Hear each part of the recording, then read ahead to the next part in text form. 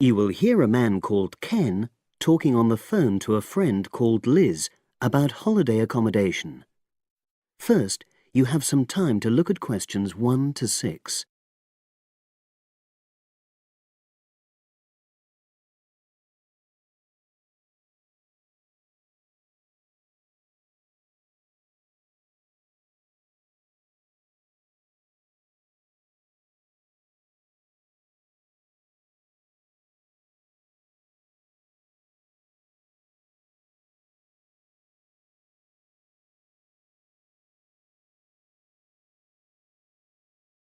You will see that there is an example which has been done for you. On this occasion only, the conversation relating to this will be played first.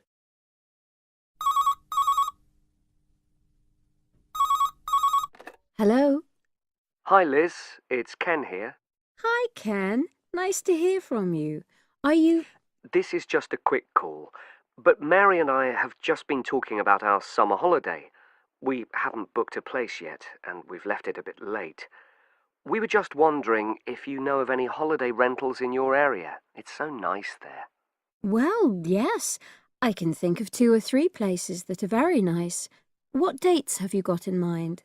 The 10th of July to the 22nd of July. Ken says that they need accommodation from the 10th to the 22nd of July. So the 10th to the 22nd of July has been written in the space. Now we shall begin. You should answer the questions as you listen because you will not hear the recording a second time. Listen carefully and answer questions 1 to 6.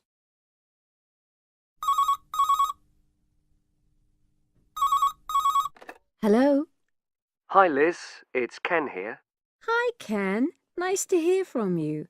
Are you... This is just a quick call, but Mary and I have just been talking about our summer holiday. We haven't booked a place yet, and we've left it a bit late. We were just wondering if you know of any holiday rentals in your area. It's so nice there. Well, yes. I can think of 2 or 3 places that are very nice. What dates have you got in mind? The 10th of July to the 22nd of July. Oh, yes. That is quite soon, isn't it?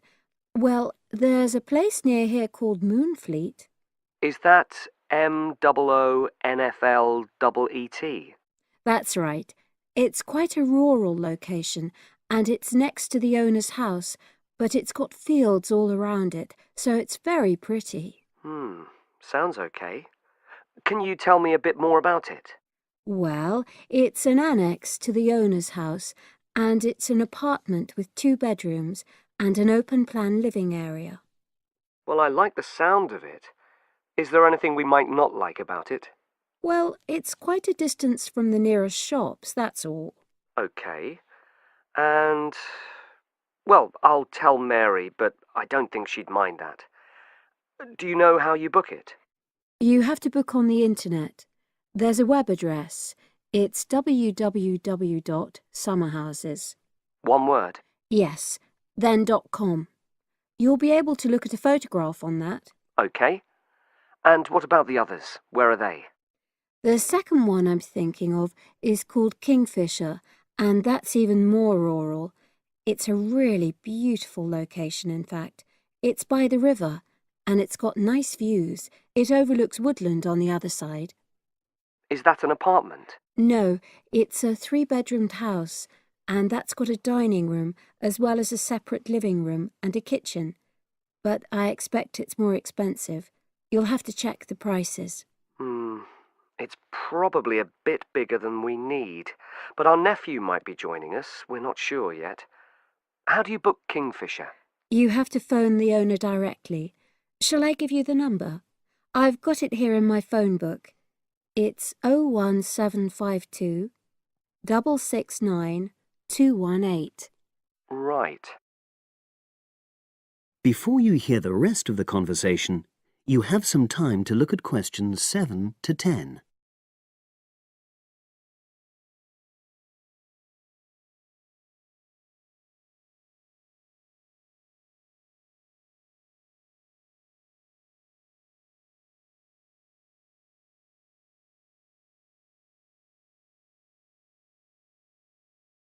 Now listen and answer questions 7 to 10. And you mentioned a third place? Yes, there's a house that my sister stayed in last year.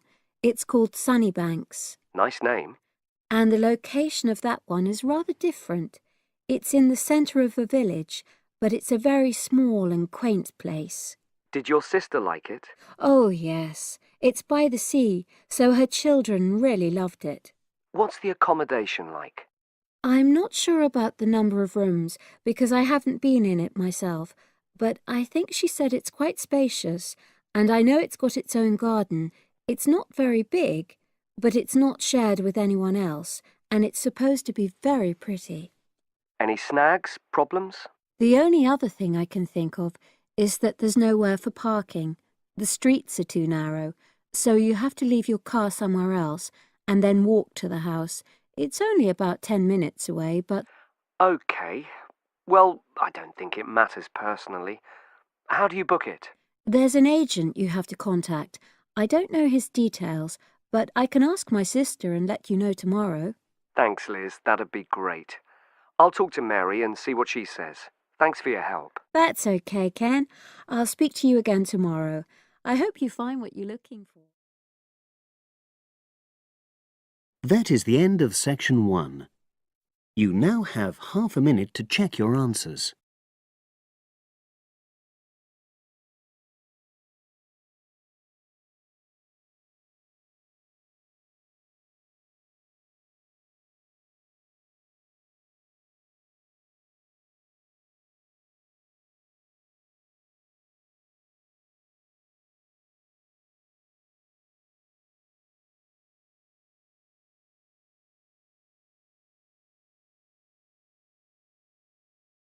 Now turn to section 2.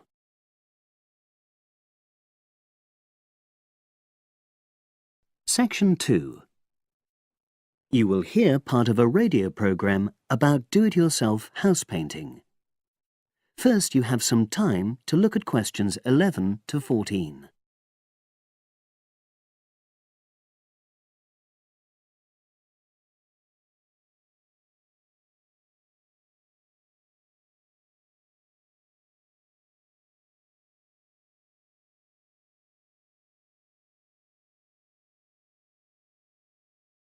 Now listen and answer questions 11 to 14. Good morning, everyone, and welcome to our weekly series on home improvements. Today's program is about do-it-yourself house painting. There's never been a better time for people who like to do their own interior house painting. Although people still lead very busy lives, thanks to the availability of various new DIY materials, you can now decorate your home in a more efficient and a more environmentally friendly way. In 2009 alone, approximately 53 million litres of the paint that was sold in the UK were left untouched. That's enough to fill 21 Olympic-sized swimming pools. It's easy to overestimate how much paint you'll need to decorate your room if you use guesswork. And if you know exactly how much paint is needed, you avoid unnecessary waste. There are automatic paint calculators available now. Most of the major paint manufacturers provide them. Look on their websites or just Google paint calculator and see what comes up. Then simply measure the circumference and height of the room in metres, enter this into the calculator along with the type of surface you're painting, and it will tell you how many litres of paint you'll need. But if you do end up with leftover paint, you can donate it to an organisation like Community Repaint. They will take the paint from you and redistribute it to local charities and voluntary organisations, so it goes to a good home. You can find more information about Community Repaint on communityrepaint, all one word, .org.uk. Now you have some time to look at questions 15 to 20.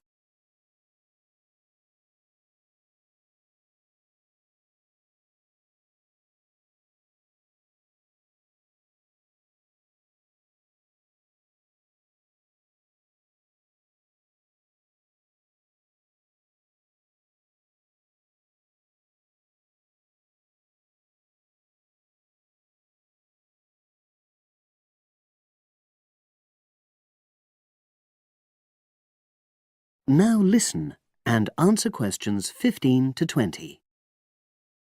Another way of avoiding paint wastage is to check you're completely happy with your colour choice before starting to paint. For example, you can get a small sample of the colour you're thinking of using, then paint a board and move it around the room, so you can see how it looks against your furnishings and in different lights. Also, it's always better to buy high-quality paints because you get what you pay for. If you buy cheap paint, you might need to apply 2 or 3 coats to achieve the same coverage that you'd get from 1 coat of a good quality paint. You could also spend a week on a job that could have been done in a day or 2. And consider the environment. Most paint manufacturers now sell water-based paints that don't contain harmful chemicals or give off harmful odours, so get one of these. You can also buy paint that's packaged in recyclable containers. There's a lot more choice than there used to be. You can only do a good job which will last if you prepare the surfaces thoroughly before painting. In fact, in many ways, if you want to do a professional-looking job, this is more important than the painting itself. If there are any cracks or patches of loose plaster, painting over them won't solve the problem. Take the plaster out and fill the holes, allowing enough time for the new plaster to dry. And you won't get a smooth finish if the walls are dusty or greasy. So washing with water isn't enough. Use a solution of decorator's soap and rinse well with warm water afterwards. When you're ready to paint, we suggest you use a medium pile roller for walls and ceilings. A lot of people tend to use short pile rollers, but these give a patchy finish, and that wastes paint and time. Similarly, long pile rollers can create a thick, textured effect, which looks messy. The same goes for brushes. The stronger the bristles, the easier they are to wash and reuse. And as you've chosen a water-based paint, clean your brushes with cold water, because it's more energy efficient that way. As you're decorating, keep transferring small amounts of paint into a tray and keep topping it up when you need to. This reduces the chance of it being contaminated by dust and pieces of dirt. And finally, water-based paint doesn't have a lingering smell, so that's not an issue anymore. But it's airflow rather than heat that helps the paint dry quicker. So, to help finish the job in the quickest time, leave your doors and windows open. The faster the paint is dry, and the job finished, the quicker you can start enjoying your room. In tomorrow's programme, I'll be giving some advice on... That is the end of section 2. You now have half a minute to check your answers.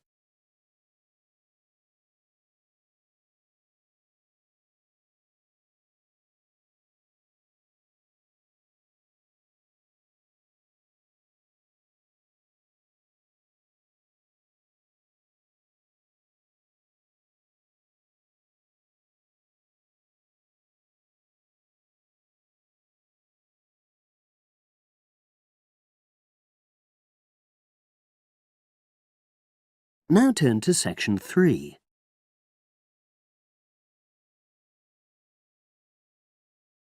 Section 3. You will hear 2 engineering students, a woman in her 6th year called Linda and a man in his 5th year called Matthew, discussing the benefits of student work placements. Before you listen, you have some time to look at questions 21 to 26.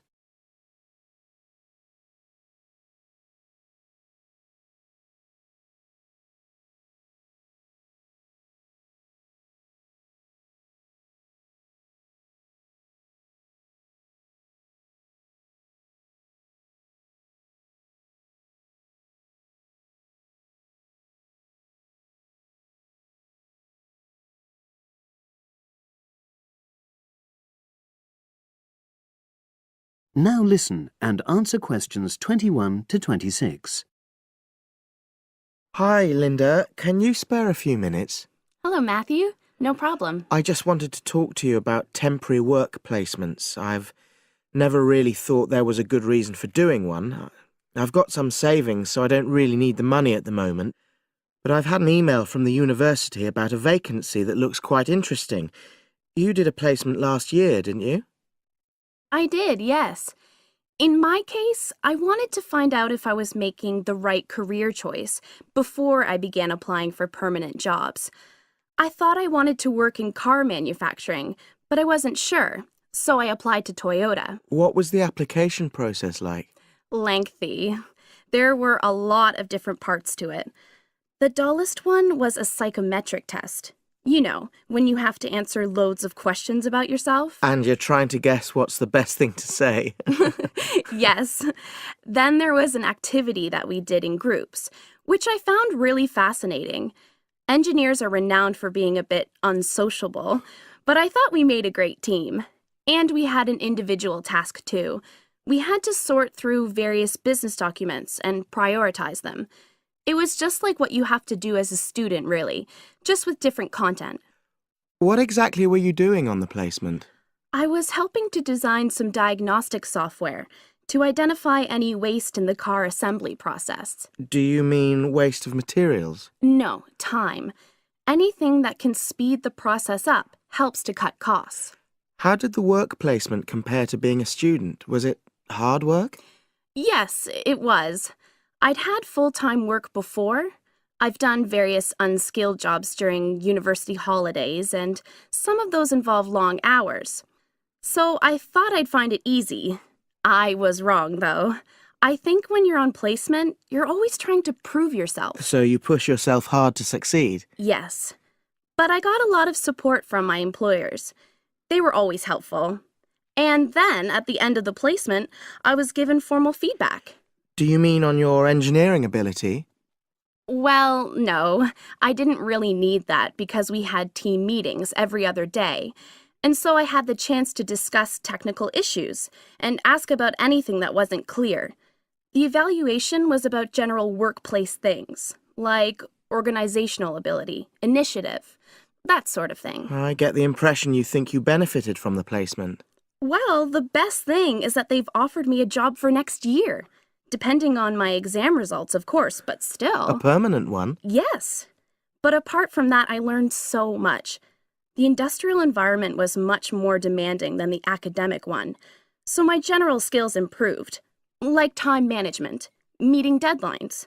And on the technical side, I learned new software packages, like MS Project. Well, I think you've convinced me that work placements are worthwhile, but while you're here, can you give me advice on something else? Before you hear the rest of the conversation, you have some time to look at questions 27 to 30.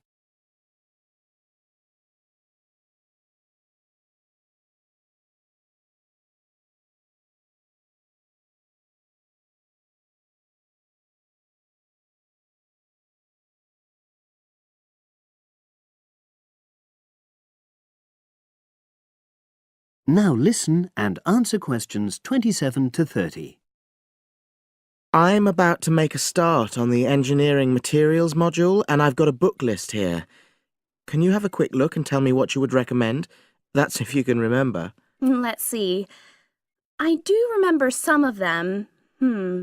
Yes, this one, The Science of Materials. I found the subject quite hard generally, but this book is very accessible, so it suited me.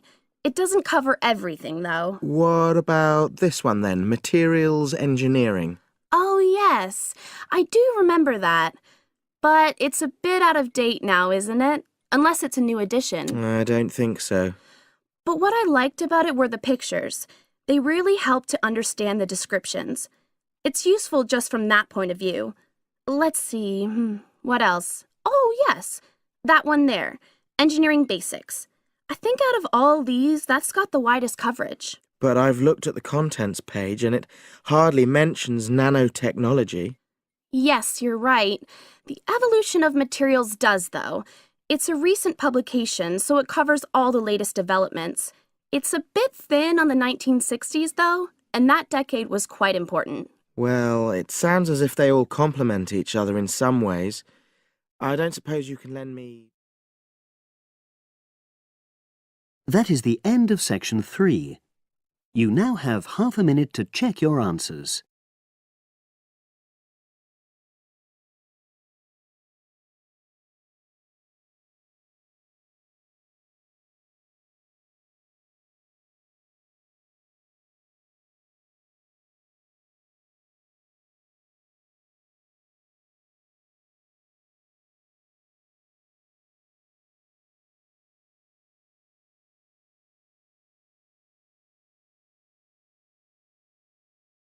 Now turn to section 4.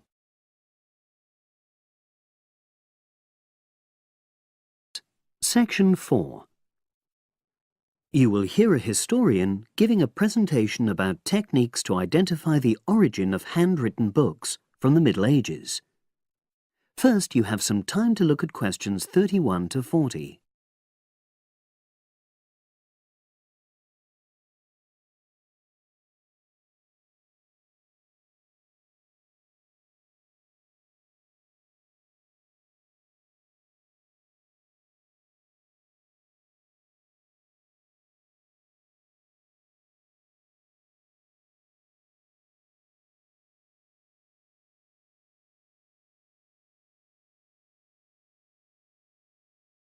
Now listen and answer questions 31 to 40. My presentation today is on how the science of genetics is being used to shed light on the origin of manuscripts, anything written by hand, produced in the medieval period, that is, the period between the 5th and 15th centuries AD. As many of you know, thousands of medieval handwritten books still exist today. Some of them have a clear provenance, that is, we know exactly where and when they were written. But the origin of many manuscripts has been a complete mystery, that is, until 2009, when geneticists started using DNA testing to shed light on their origins. But before looking at the new research, I need to explain something about the way the manuscripts were produced, particularly what they were written on. Virtually all were written on treated animal skins, and there were essentially two types. The first was parchment, which is made of sheepskin. It has the quality of being very white, but also being thin. It has a naturally greasy surface, which meant it was hard to erase writing from it. This made it much sought after for court documents in medieval times. The second type is vellum, which is calfskin. This was most often used for any very high-status documents because it provided the best writing surface, so scribes could achieve lettering of high quality. So, once the animal hides had been chosen, they had to be prepared. Where the right materials were on hand, the skins were put into large barrels or vats of lime, where they were agitated or stirred frequently. But if lime wasn't available, then the hides were buried. Both these techniques were designed to cause the hair to slough off and the skins to become gelatinous and therefore more flexible. The next stage was to put the hides on stretcher frames and pull them very tight. While on the frame, they were scraped with a moon-shaped knife in order to create a uniform thickness. For parchment, that was the end of the process. But for vellum, there was an additional stage, where it was bleached in order to achieve the desired color.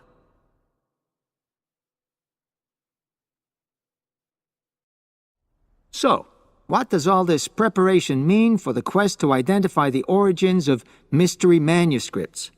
Well, until recently, the only way historians and other academics were able to guess at origins was either through the analysis of the handwriting style or from the dialect in which the piece was written. But these techniques have proven unreliable for a number of reasons. It was thus decided to try to look at the problem from a different angle, to start from what is known, that is, the small number of manuscripts whose origins we do already know. Because these parchments and vellum are both made from animal hides, it was possible to subject them to DNA testing and to identify the genetic markers for the date and location of production. From this was created what is known as a baseline. The next stage was to test the mystery manuscripts, finding their DNA characteristics, and then making comparisons between the known and the mystery scripts. Genetic similarities and differences enabled the scientists to gain more information about the origins of the many manuscripts we had known virtually nothing about up to that point. Now you might ask, what are the potential uses of this new information? Well, obviously, it can shed light on the origin of individual books and manuscripts. But that's not all. It can also shed light on the evolution of the whole of the manuscript production industry in medieval times. And because that was such a thriving business, involving very large-scale movements right across the globe, the new data in turn help historians establish which trade routes were in operation during the whole millennium. Now, if anyone has any questions... That is the end of section 4. You now have half a minute to check your answers.